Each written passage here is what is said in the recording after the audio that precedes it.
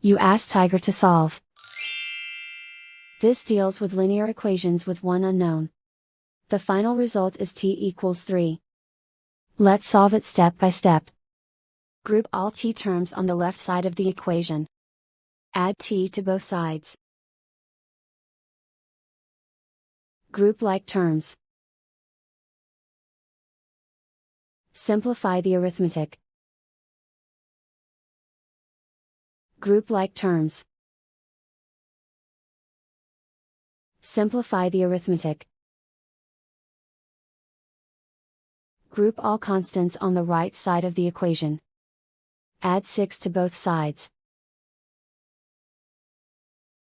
Simplify the arithmetic.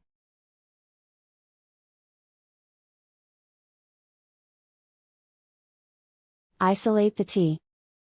Divide both sides by 3. Simplify the fraction. Find the greatest common factor of the numerator and denominator. Factor out and cancel the greatest common factor. And so the final result is t equals 3.